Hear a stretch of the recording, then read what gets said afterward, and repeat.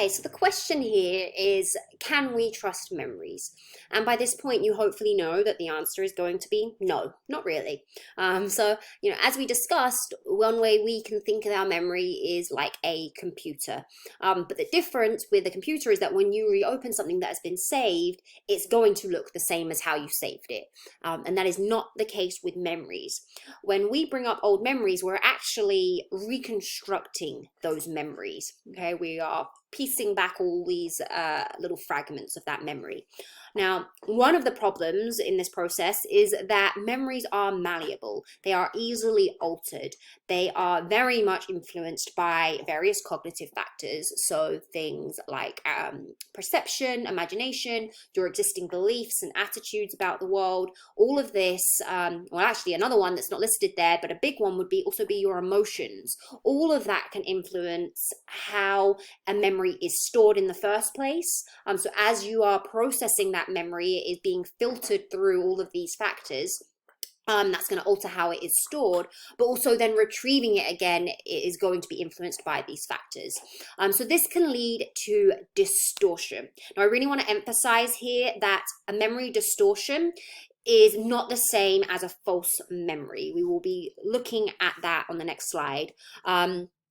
With a memory distortion, the memory is real. It did actually happen, but in reality, it happened a little differently from how you remember it. So, for example, if I ask you to remember your 7th birthday party, you might be able to recall certain parts of it, but you probably can't accurately remember every single little detail. And so instead, you reconstruct a memory based off of all of the small details that you might be able to remember. But obviously, of course, as that memory has faded, it has become vulnerable to the invasion of new information. So as you recall that memory, you might remember having balloons, for example. You may not have actually had any balloons at your party, but based on your experience of, watching birthday parties on TV or going to other birthday parties, based on that knowledge that most kids' birthday parties do have balloons, you might remember having balloons at your party even though you didn't. Or it could be as small as maybe the color of the balloons got distorted. You remember having blue balloons when really you had yellow balloons. That would be a very simple version of memory distortion. Now, in your book, again, when it comes to the 7 sins of memory, the next 3 are errors of distortion. So these are ways that distortion can occur. So first we have bias, which is where memories are distorted by your current belief system. So basically, your view of the world will bias or will influence how you remember things. Then we have misattribution. So this is where the source of the memory is confused. So for example, you have a memory that you think is a memory of something that was actually a dream. So the memory you have is real because you did go through that process in your mind. You are just misattributing it. You are thinking it is something that happened when really it just happened in a dream. And then we have suggestibility that we'll spend a bit more time on. So your book, it defines suggestibility as a false memory, which is not an accurate description. I don't like that way of putting it. Suggestibility is describing the effect of misinformation from external sources that can lead to the creation of either false memories or distorted memories. Remember, distorted memory is not the same as a false memory. So basically, external sources, people around us, can provide misinformation, and that leads to the creation of either a false memory or a distorted memory.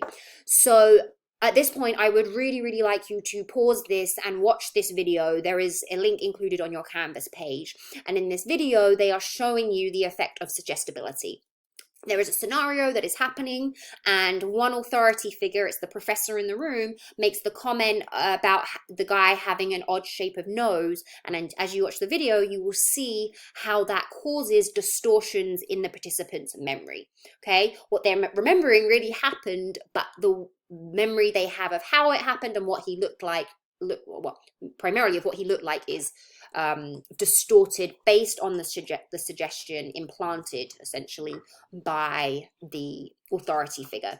And this really brings to question the trustability or the reliability of eyewitnesses especially when in an interview situation, or you're being asked about a crime that you've seen, the way that the questions are worded or the information that you are given can alter your memories. And that's just something important to be aware of.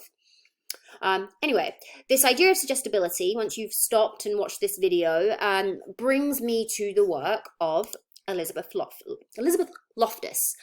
So she is a psychologist who has spent her whole career studying the reliability of memories. And on this slide, we are going to look at two of her experiments that demonstrate the power of suggestibility to either distort memories, as you will see in the misinformation effect, or to lead to completely false memories that never actually happened. So starting with the misinformation effect, this is where exposure to incorrect information can lead to memory distortion. So it's just another version of suggestibility, but specifically leading to memory distortion. Hold on 1 second. My dog is being very noisy in the background.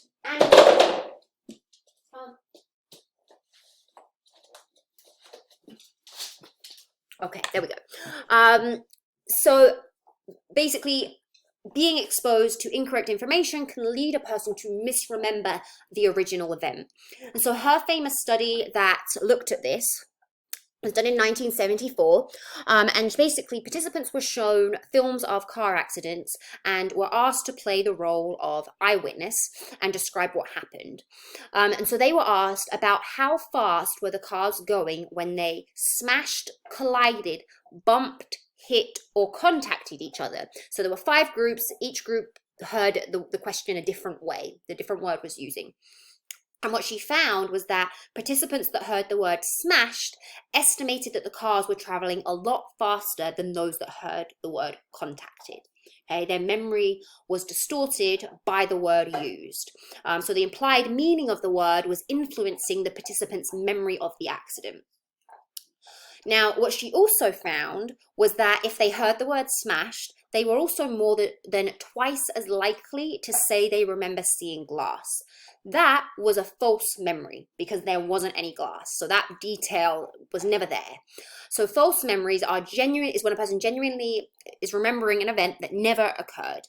Okay, so something that never happened. It could be part of a memory. So seeing glass, the actual car accident, seeing the car accident was a memory they actually had. The point is the glass was never there. That part was false.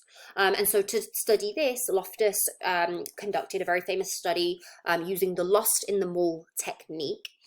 So she recruited pairs of family members, and one of those family members would be the participant that was being questioned. The other one, labeled the relative, was asked to provide 3 true events from the pair's past. Okay, so 3 true stories. Loftus then created a 4th story of a trip to a shopping mall that never happened, and they were told that they had been separated from the relative in a shopping mall at the age of 5.